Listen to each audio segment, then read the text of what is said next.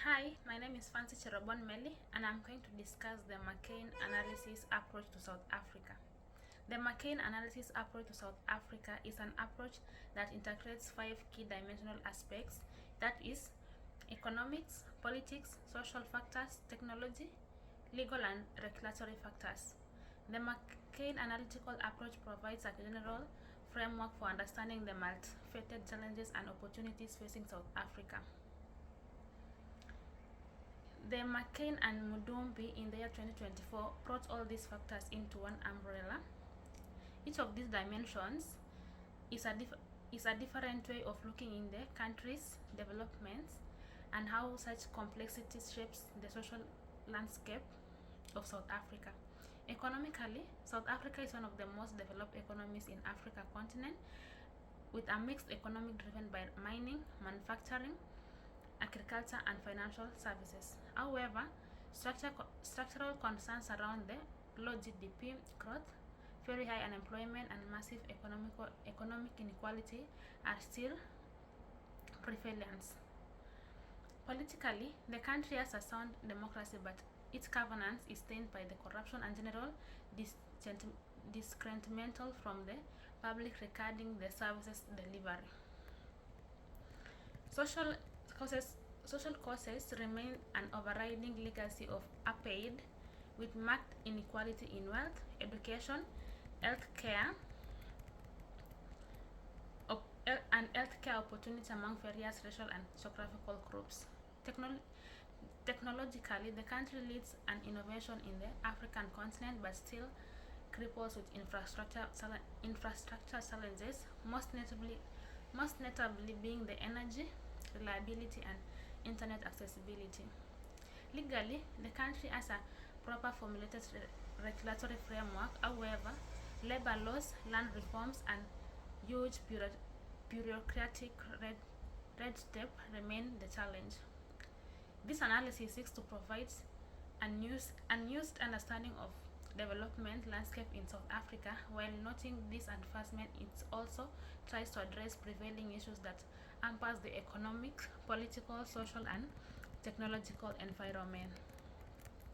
Economic condition: despite having one of the most developed economies on the African continent, South Africa economy is characterized by huge contrast and emerging challenges in Africa, as described in 2024.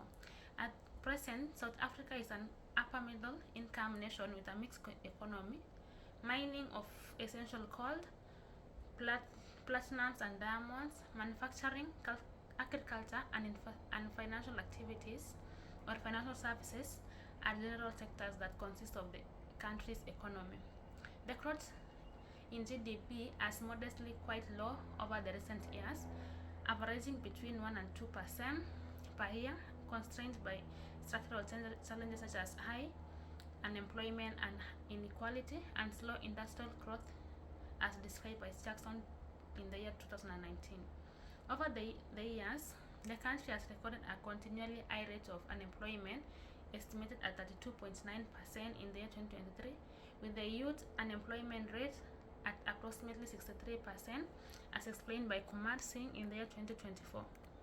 The labor market is segmented, with big percentage of active population being concentrated in low-skilled, informal jobs, which reflect by deep-rooted inequalities in the economy. Apartheid, disparities in education and uneven economic development have combined to give South Africa one of the highest Gini coefficients, a measure of income inequality at any country in the planet. A tiny portion of wealth is concentrated in the urban areas and within a relative few specific racial groups, with rural areas and the Black Africans experiencing abjected poverty, as explained by Massey in the year 1996. The South Africa Reserve Bank targets a range of between 3 to 6% for inflation, as explained by Eliphas Dow and Numbulilo Kumata in the year 2024.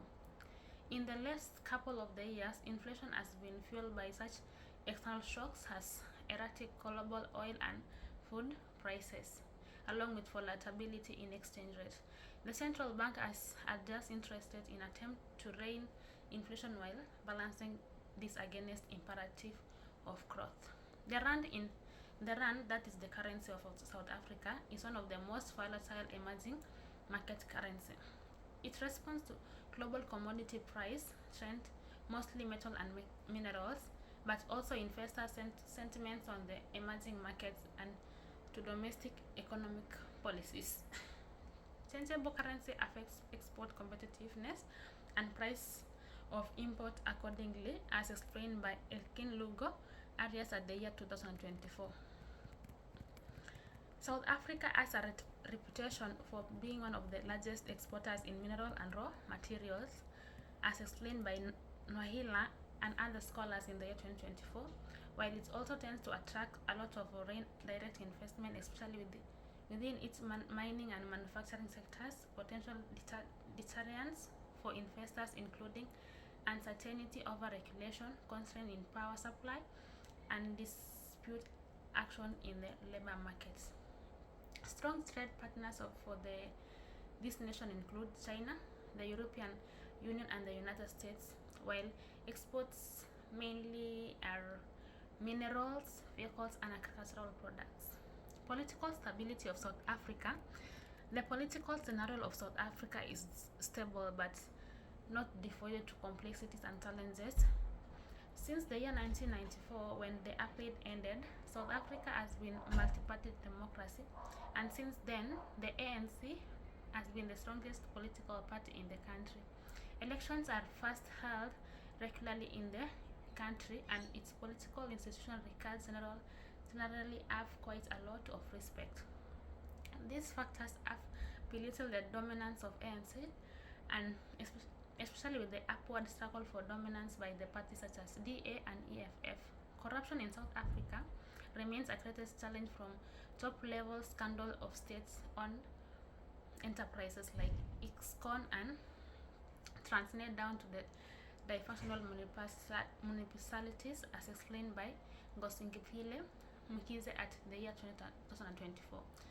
The so-called state capture of the leadership under the former president Jacob Zuma completely erodes trust in the state institutions among citizens. This actually sets up judicial reforms and commissions of inquiry as a few areas of response. There exists a protest on issues of service delivery, labor-related, and surpassing social economic inequalities. Such protests have time and time revolved around the insufficient housing, education, health, and unemployment feeling, among other factors. Xenophobia has also been a cause of periodic violence, particularly against foreign African nationalities, as explained by Journal of Identity and Migration Study (RCIM). While much of the underlying legal framework in South Africa is sound, there does exist certain elements of regulatory uncertainties in some key sectors such as mining, land reform, and energy, as explained by Antoine Ick in the year 2024. In particular, the Zimbabwe-style exploration debates within the government on the need to exploit land without compensation in order to right historic injustice has left investors concerned about the property rights and the securities of investments. The social factors of South Africa. The social factors or the social environment of South Africa, based on the McCain analysis, is shaped by the complex mix of the cultural diversity, historically legacies, and social economic disparities. The estimated population is over 60 million, of diverse ethnic grouping, variously represented in languages and cultural practices, as explained by Mossad 2024. That there are 11 official languages says much for the country's multicultural heritage. Diversity has come to be assessed as a national strength, but it's also challenging insofar as social cohesion and inclusions. Apartheid leakers remain in the form of social and economic inequalities, in which vast disparities in wealth, education, and healthcare still characterize different racial groups. Although affirmative action policies and aim at trying to right this situation show some success, youth inequalities remain as the challenge in the country. Most children have access to both primary and secondary schooling, although the quality of the public schooling often tends to be poor in the rural areas, or especially in the rural areas. There is a shortage of skill due to high unemployment among those graduating in the area that are not demanded by the market. Tertiary education is expanding, but affordability and the quality remains the problem. Technological development of South Africa, based on the McCain analysis, while South Africa is an advance in technological innovation in the African continent, its infrastructure and access remains challenging. It has very developed road and boat infrastructure, and also a key logic hub in Southern Africa.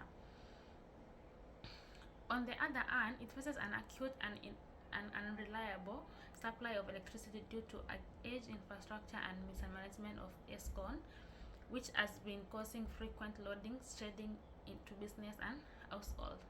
Mobile penetration is high, and the country has made great strides in expanding its broadband coverage. The fintech ecosystem is growing fast, but innovation in the areas such as mobile banking and digital payments, while full access to the internet is beyond the reach of the big section of rural and poor urban population, a situation known as having a digital divide.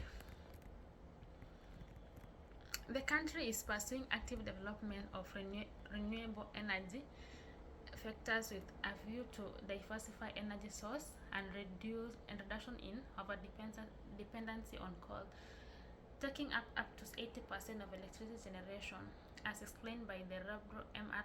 Bento and other scholars in the year 2024. The REIPPP has attracted great investment, while there are still pending issues with energy policies and grid integration. The legal and the regulatory framework under the McCain analysis. In general, the South African legal and regulatory environment is good, although there are still some challenges yet to be completely overcome. It incorporates the Roman Dutch system of law and the British traditional of common law, none of which is familiar to American system. That is explained by the Acta 2024. It is a sophisticated legal system. The judiciary is considered independent and instrumental in ensuring constitutional rights and, in particular, the rule of law. However, issues related to the corruption and case backlogs at the time affect the legal process. While the regulatory environment is mostly business friendly, some of the regulations provide a strong base for a certain areas, such as starting businesses and protection of minority investors.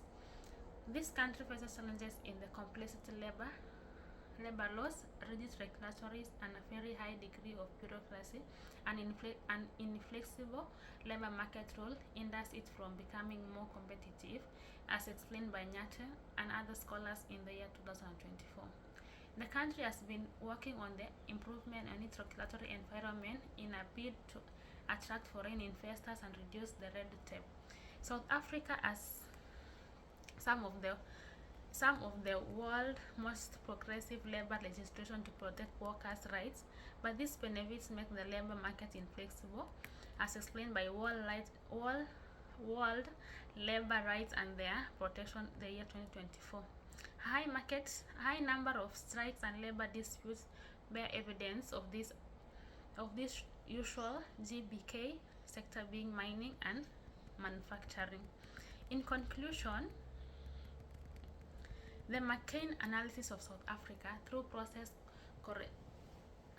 this corresponding 5 key dimensions, that is the economical, political, social, technological, and the legal and regulatory framework, highlights a number of complexities and challenges that this country is facing despite currently being among the most developed across the African continent. Economically, South Africa struggles with slow growth, high unemployment, and significant income inequalities despite its wealth in natural resources and developed sectors. It enjoys political stability and a proper functional democracy, but corruption and the governance issues blemish the political reputation of South Africa.